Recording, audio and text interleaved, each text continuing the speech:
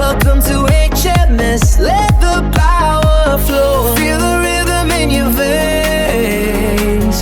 Every rapid nitro flame. Okay, so in this video we're going to go through supplements and the use of supplements for sports nutrition and where they are actually beneficial and different supplements that are highly researched and beneficial for athletes, and then some other ones which are some maybe cases, okay? So what is a supplement? A supplement is a product, and it can be a single ingredient product, or it could be a multi-ingredient product, intended to fill in nutritional gaps for health and or to enhance your performance, okay? So a supplement, okay, adds, okay, or fills in gaps to diets, all right? Supplements should not replace diets unless for some reason you cannot eat certain foods. In other words, you are going to supplement with something instead, all right? Or maybe you eat a good diet, but there's a certain ingredient like iron, for example, for women who need more iron and they may not like to eat lots of red meat, so therefore they would supplement with iron, okay? It's important to note that, and I'll go through this as we go through the video, but supplements, because they're meant to fill in gaps in a wall, so if you imagine a big wall, okay, it's a brick wall. It's a lovely, very fast brick wall that I'm just designing here. You know what brick walls look like. Well, if you don't, this is what a brick wall looks like. If you don't like it, well, I don't want to hear about it. So imagine like this brick in the middle was missing. Okay, it's just like a hole in the wall. All right, and the brick wall is your body. This may require a supplement to fill it in. Okay, but you wouldn't build the whole wall from supplements. Okay, because it may not do such a good job.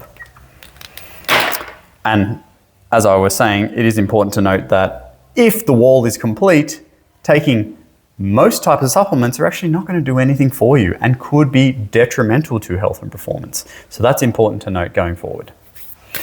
So the AIS, the Australian Institute of Sport, have developed a supplement framework to try and explain this to their athletes, because we like to make things as pictures to make it real simple for people to understand, because athletes come from all shapes and sizes and all over the country. At the framework, so the bottom, the base, which makes up the majority of stuff that you should be concerned about as an athlete, is actually just eating whole nutritious food and drinking nutritious fluid, aka water, milk, stuff like that, okay? This is what should be everything. So you should be, as we discussed in previous videos, should be on a meal plan. It covers lots of different, eating the rainbow, plus enough protein, carbohydrates, etc. All that kind of stuff falls in here, all right? The next level, which you should concern yourself about, actually has nothing to do with what you're eating, when you're eating it, nutrition timing. So basically, the AIS is saying, if you eat good food all the time that we tell you to eat, and you get your pre, during, and post meals correct, that's going to make up the majority of everything you need to perform at your best level. However, there is argument to be made, the very, very tippy top here, that some type of supplements may enhance your performance, okay? Which is what we're covering in this video. It is interesting to note that the AIS does classify supplements into 4 different categories, okay? And if you are an athlete and you are tested and you have a group D supplement coming up in your screening, then you lose, okay? You get banned, we get banned, and you get taken, stripped of whatever you've achieved that day. Anyway, so group A supplements are strong scientific evidence. Basically, they're saying that most athletes should take group A supplements because they believe there is enough evidence to say that it is beneficial, okay? Group B supplements, emerging evidence and or beneficial for some athletes, okay? So group Bs could be, they're still on the fence, they need to do more research about it, but also if you happen to have a deficiency in something and you take a group B supplement, and that's going to be amazing for you, but it's not amazing for everyone, so we don't put it in group A. Group C is sort of like the next level down. Probably they don't have enough evidence at all to determine whether it could be good or could be bad, or there's enough evidence to say that it actually doesn't benefit you at all. And then group D is supplements that are banned, like drugs, okay, or high risk that you probably don't want to take it because the benefit could outweigh, the negative effect could actually outweigh the benefit. So that's our intro to supplements, and now we're actually going to go through the supplements themselves.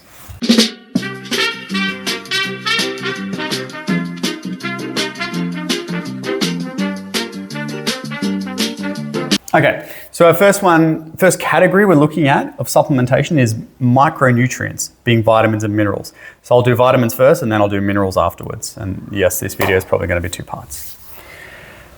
So, as I said in the first part, you should only really supplement with anything if you are deficient. Now, vitamins and minerals are excluded from the classifications that we spoke about before, like category A, B, C, D. However, they are extremely important for performance if you are deficient or if you're not getting enough from your diet.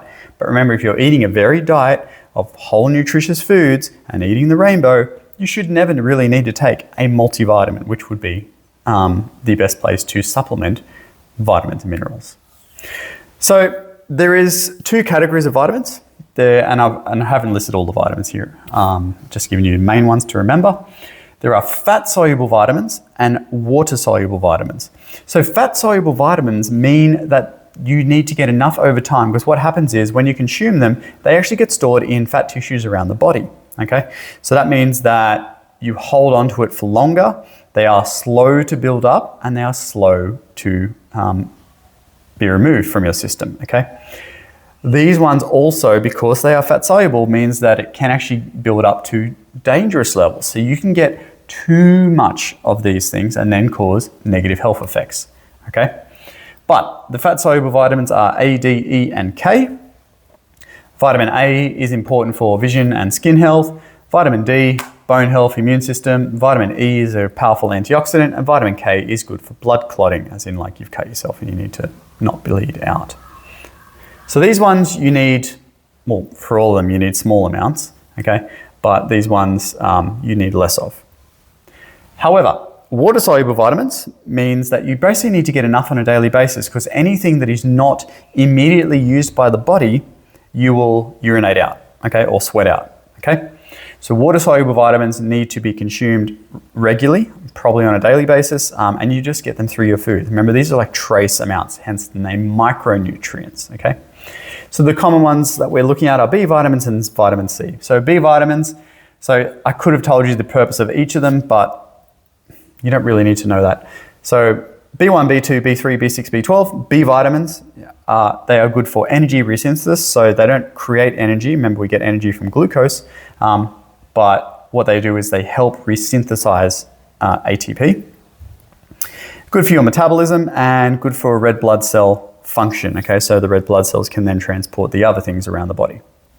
Vitamin C is a powerful antioxidant and also does support the immune system, okay? But I'm just back to this point, only supplement if you're deficient. So for example, a lot of people will get a cold and they'll be like, or maybe their parents, because you know they're of the other generation, be like, oh, you need to have vitamin C tablets. No, it doesn't work that way, okay? If you've got adequate vitamin C levels in your body, having vitamin C when you're sick isn't going to make you miraculously better. It's going to do nothing for you, all right? But if you got sick because you had low vitamin C levels and therefore your immune system was down, then absolutely having vitamin C will be beneficial for you.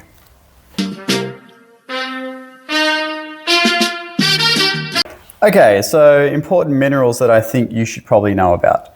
So once again, only beneficial if you're deficient, okay?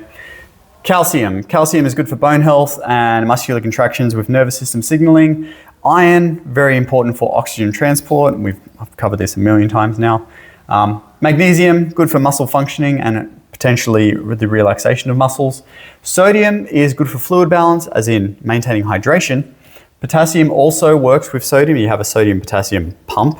Look it up if you want to. And also important for nervous system signaling. And finally, zinc. Zinc is very good for immune function and also evidence to suggest it's good in muscle repair and recovery. So now I'm going to give you some points for and against as to why you should supplement or not with micronutrients. Okay, so why should and shouldn't we supplement for vitamins and minerals?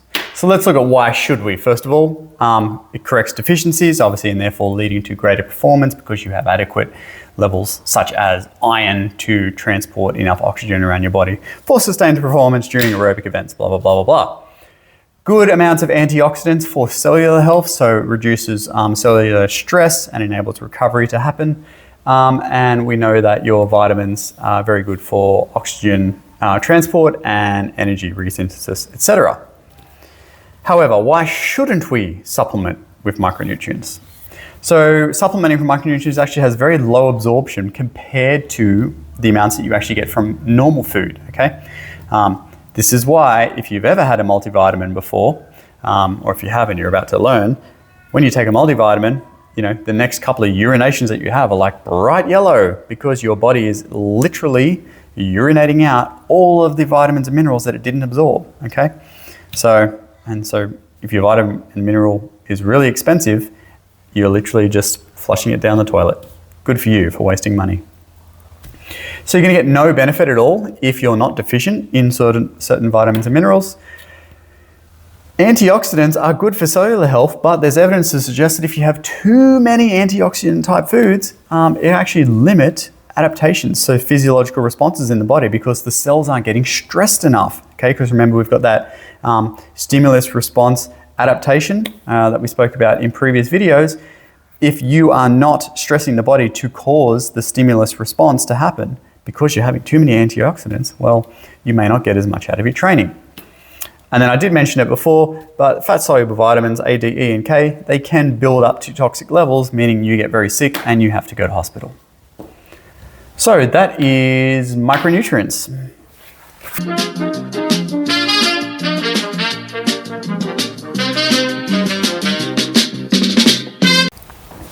Okay, turns out I might be able to get this all in one video. Let's go.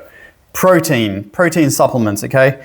Very, very important. They are important for protein in general, I should say, is important for the repair and growth of soft tissues of the body. But as athletes, we're mainly concerned about skeletal muscle. And guess what? Skeletal muscle is soft tissue. Protein supplements are so effective, they are classed in category A. So there is significant amount of scientific evidence that says that consuming a protein supplement is beneficial for health, not only for like general pop, but also recovery and performance for athletes, okay? And I did talk about protein in another previous video. There's lots of overlap here, but that's okay. So why should you, okay, do or supplement protein, all right? It's convenient, okay? If you are going to the gym early in the morning, or just whenever really you're going to the gym. Okay, let's go. First thing in the morning, you wake up at 5 a.m., you've got an option.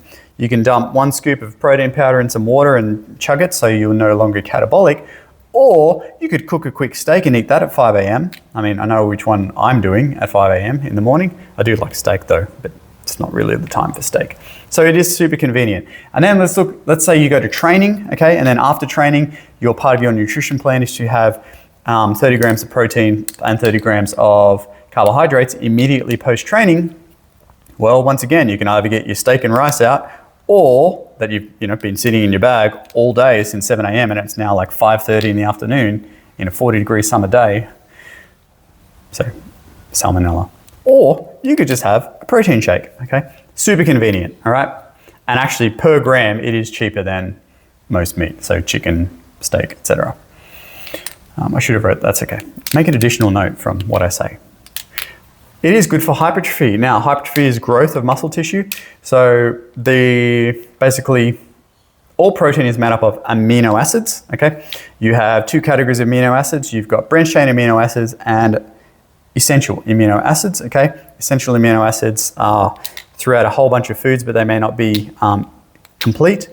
Branched chain amino acids, there are 3 of them, and they are the building blocks for muscle tissue in the body, okay? There is isoleucine, leucine, and valine, all right?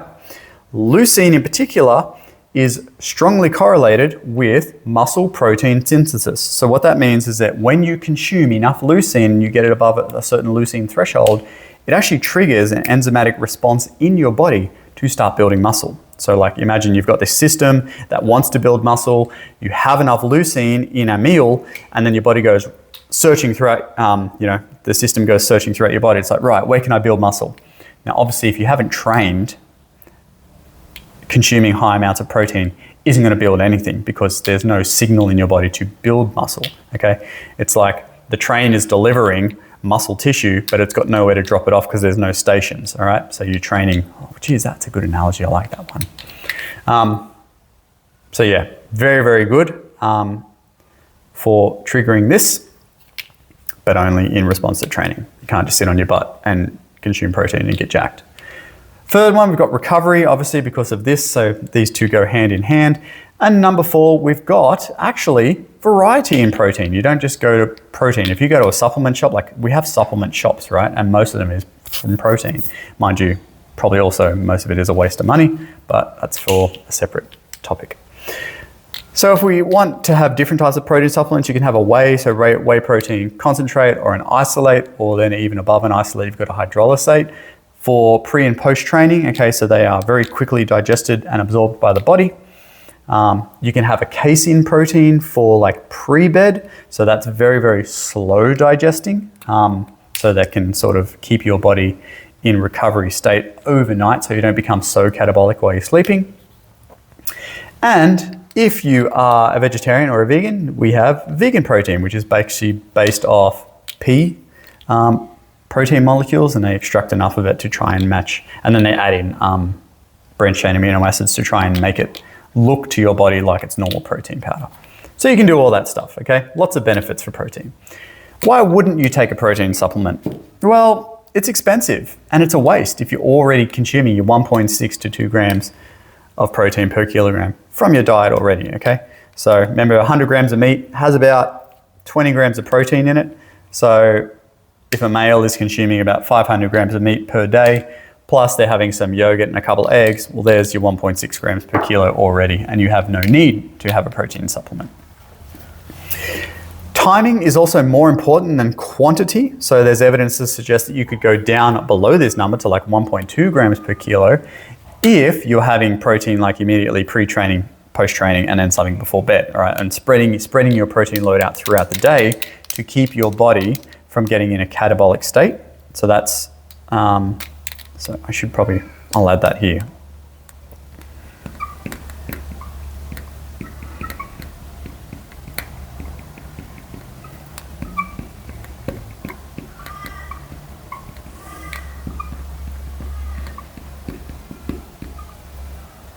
So yeah, spread throughout the day to prevent catabolism, all right? So as opposed to just having your 160 grams of protein all in one meal, all right? This is gonna be way more beneficial.